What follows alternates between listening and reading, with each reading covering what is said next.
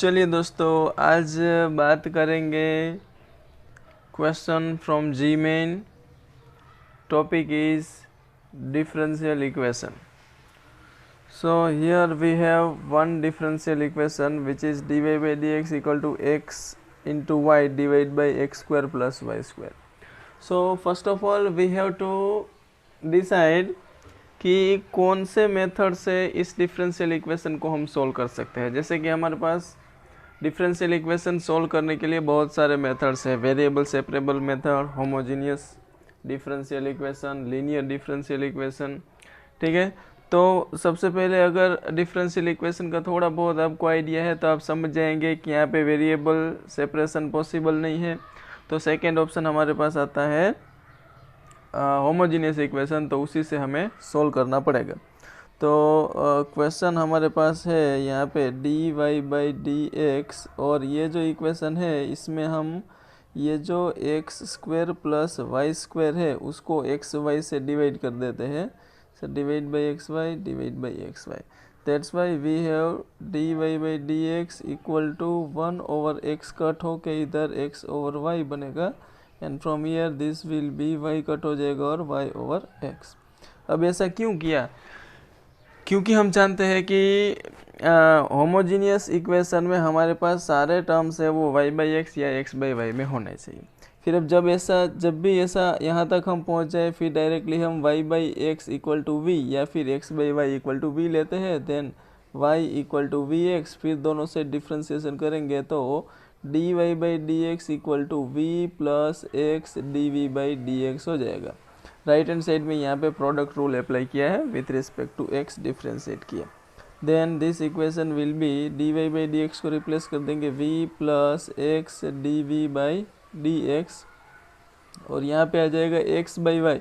y by X अगर v है तो ये 1 ओवर v बन जाएगा।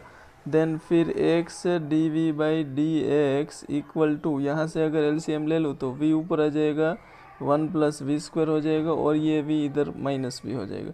So finally x D V over D X will be v minus V cube divide by 1 plus V square. ऐसे LCM लेके cut होके यहाँ तक हम पहुँच जाएंगे। इसके बाद अब यहाँ से देखेंगे इस इक्वेशन से, so this is variable separable form. So यहाँ से हम वेरिएबल को सेपरेट कर सकते हैं। So 1 plus V square divide by V cube जो है वो डी वी के साथ आ जाएगा, और बाकी माइनस यहीं पे है, और x वाले टर्म है वो डी एक्स के साथ लिख देंगे। फिर यहाँ पे अगर मैं सेपरेट दे दूँ और इंटीग्रेट कर दूँ वी क्यूब को, दोनों ही टर्म को, तो यहाँ पे 1 बाई वी क्यूब बनेगा, और 1 बाई वी क्यूब का डिफ्रेंसिएशन होता है minus 1 over 2 V square. Then यहाँ पे 1 ओवर वी रहेगा और उसका होगा ln mod v, and this is minus ln mod x plus c, where c is integrating constant.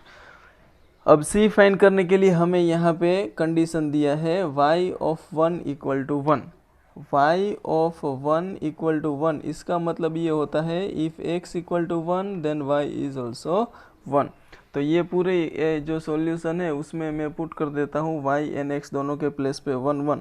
उससे पहले समझना ज़रूरी है कि v जो है ना वो हमने y ओवर x लिया है, तो वहाँ पे ये y ओवर x है।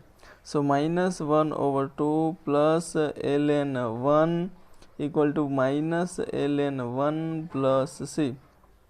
ln 1 0 होता है, ln 1 0 होगा। सो फाइनली c की वैल्यू -1/2 मिलेगी। उसको मैं इक्वेशन 1 में सब्सटीट्यूट करता हूँ, एज वेल एज v की जगह पे y बाई एक्स भी पुट कर देता हूँ। So finally we have -1 over 2 Y square over X square plus ln y over x, and this is minus ln x, and c अब आ चुका है हमारे पास -1/2। नाउ ये हमारा सॉल्यूशन है। अब हमें यहाँ से देखना है कि y of x equal to E, इसको सेटिस्फाई करने वाला इक्वेशन है वो कौन सा है। तो उसके लिए हम x के प्लेस पे x पुट करेंगे और y के प्लेस पे e पुट करते जाएंगे।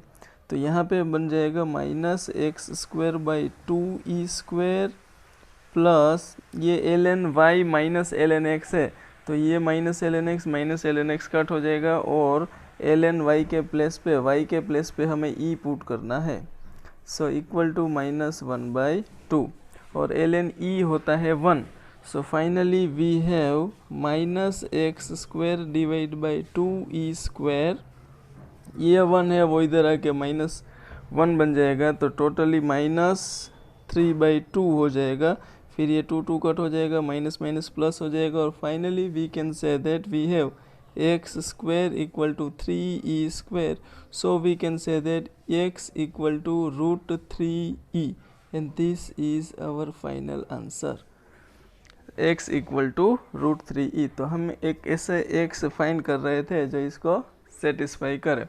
तो ये पूरे इक्वेशन में आपने देखा होगा हमने 2 बार ये कंडीशन पुट की है, फर्स्ट टाइम ये और सेकंड टाइम ये।